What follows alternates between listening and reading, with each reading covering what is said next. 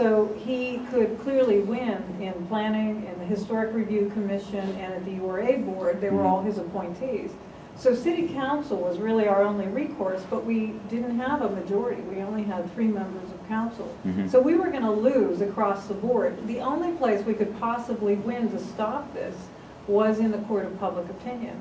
And that's where we ended up fighting. And that's where you were able, you stepped down and kind of started blowing the whistle. That's right. Good. And it just became, as the reporters here in the room can attest, it was a media campaign. I mean, we ran a media campaign for 3 years, applying enough pressure on the mayor that when it was time for his reelection, he could not have gotten reelected, which is why he called us.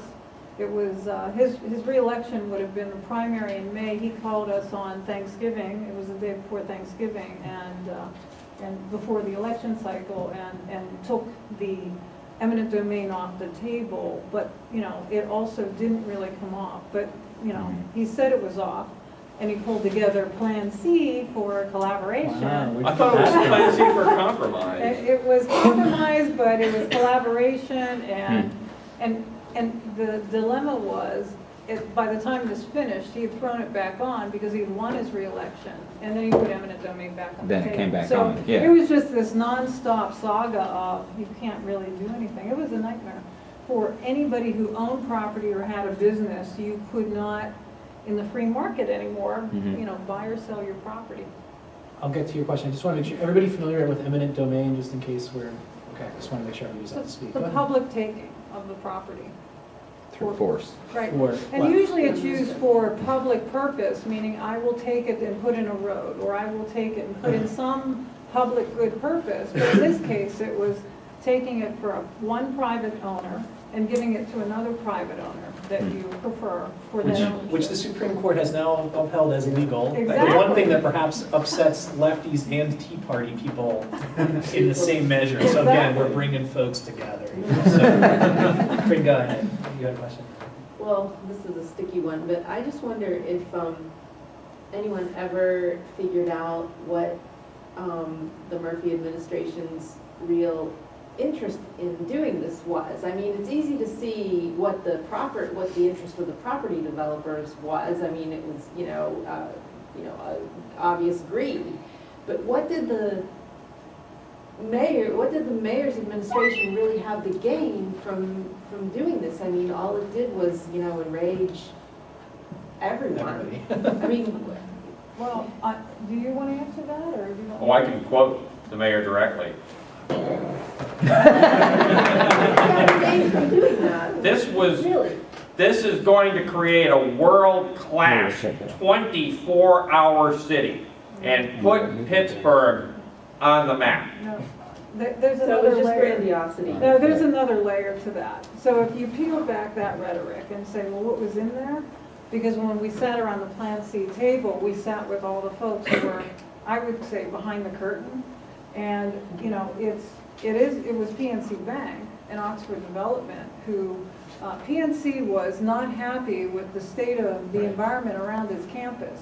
There was a little too much going on that they didn't really care for. So they needed to remove the buses out of there. They needed to remove the businesses that were attracting people that they didn't really feel comfortable with. The quote I'll take directly was one of the bank people saying, when my wife comes to lunch, she has to walk through all these people on the way to the door to the bank. And, we must clean our campus environment up. This is our campus. And I would say, no, it's downtown Pittsburgh. It is not your campus. It is not your campus environment. So there was a lot of code. And, in one of the Plan C meetings, Susan Golden, the planning director, in this whole conversation about they didn't want class, they didn't want color, they didn't want gender, they wanted this sanitized district of, this group Pat's talking about, this upper crust consumer is the only consumer they really were going to honor in this development. So you couldn't have anything that worked outside of that border. If you weren't exactly in that demographic, then you didn't get here. So whenever I look at what was the motivation was to clean up downtown. Way of, And it continues to this day, whether Rob's cognizant or not, of you know, what happened back then, it was this cognition of we must clean up. Every time I hear that the bus routes have once again been moved out further and further to the borders, I know that, you know, the plotting continues, because this is about, let's make sure that we cleanse our streets of people we don't really want to see. So, I mean, so when I think of what started this, it wasn't the desire for the 24-hour city, it was the desire for, you know, one person's vision. It's like Jack Heinz's cultural district is one flavor and it's one culture. And that's what this was about. It was going to be one flavor of retail and only one. Bernie, I found that person, actually. Oh, this Oh, poor yes, dear. I remember. One that. shopper's dream, what a girl wants. Mayor Murphy, may I nominate myself as your poster girl for Marketplace at 5th and Forbes? Where is it in here? Somewhere in here it says, I love shopping, love it! And that's on Valentine's Day, This that's is why- February 14th. Yeah, so, That's anyways. This yeah. is why Google hunts my dreams. Pretty shit I wrote 10 years ago is going to surface, and then So, how much would you say, like 400 and something million? for For her, that 29-year-old chick who loves shopping. Thank you. But I would also say the premise of any administration believing that consumerism is a great investment, I know Rob knows better, which is you don't want to reinvest only in consumerism. We should be investing in production.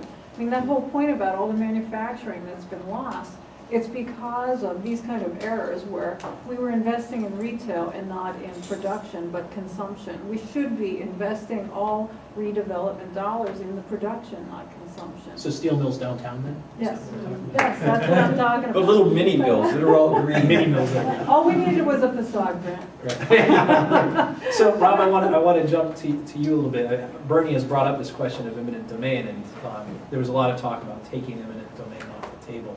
I was just trying to think of whether I've heard the words eminent domain come up during the Ravenstall administration at all. I can't think of a time when they have. Is there sort of a de facto, I'm sorry? Yeah, right. I can do what? And they can't say no? Is there an official policy by the Ravenstall administration that we will simply not, no matter how great the development, whether it's what's talked about in the Strip District now or other projects elsewhere, is there just an absolute, we are never going to do that shit again?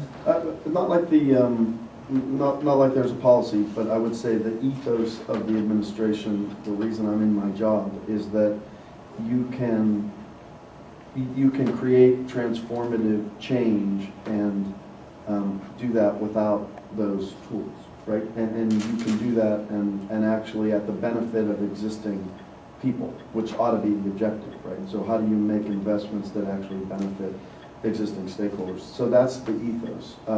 So it's not like anybody sat down and said, eminent domain is off the table. But I would say that the spirit of the administration is to do community development, not necessarily big bang development. I could see, just for conversation purpose, I could see a point in time when you have kind of the out-of-town recalcitrant property owner not participating. And I doubt anybody would actually exercise it, but if that thing is bringing down what otherwise would be an upwardly mobile district, I could see that language coming back into the dialogue, but it's not there. Say the property owner flees to the bill, for example. There we go. Not that that could ever possibly happen. Yeah. So to pick up on Bernie's other question about this sort of gentrification thing, I almost hate to use that word because people just go ape shit when they hear it. How do you avoid that? Because clearly what we are seeing here, I made this joke about $1,900 a month apartments happening down here. What is the administration doing? What is it going to do to sort of make sure that we don't end up with sort of ethnically cleansed or economically cleansed development when we do a place like this? Well, so you did raise it, right? Yeah, I did. Well, I guess here's my thinking on it. If gentrification is a kind of a situation where there's substantial public investment, this is how I was taught, Sure. that creates rents and tax structures that drive people out, that ain't happening. what's happened in this city is shitty housing policy. You know, we'll give everybody who's lived in a place their whole life and their whole family's lives, we're gonna give them a voucher so they can come out in the private marketplace so we can tear their stuff down and build utopia land with the promise that 8 years from now they can come back, and everybody knows you know, then 8 years your kids are in school and you're, you know, dug in a different, that's called shitty housing policy, right? That's not gentrification. So what's going on downtown is a couple things. You know, I'm just going to talk. Is a repopulation of downtown. So people are coming back, There wasn't not anybody getting here. displaced. And the one, there is student housing happening regarding the universities, and there is working class housing. There's an objective by philanthropy, and we have one project. But that being said, bringing an affordable price point into a downtown setting requires a level of subsidy that at some point you really have to weigh whether that comes at the expense of building the central north side where somebody can live and work and in an affordable and walk across a bridge. So this notion of an affordable move downtown is one that needs discussion and dialogue. We have there was a man, I'm not necessarily going to put up a lot of green flags for government, but there, last year we were facing the loss of Wood Street Commons, Right. which is really housing for thousands of people who found themselves slipping below that level of self-support. And it's right in downtown Pittsburgh. Many people don't even know it. It's That's a who great. brings that Market Square, Yeah. the occupants are there, and that's who we needed to eradicate, but yes. Well, no, there was a mammoth effort to make sure that asset not only was saved, but continued to kind of perpetuate itself. So it's a three-dimensional discussion and one we have to continue to work at.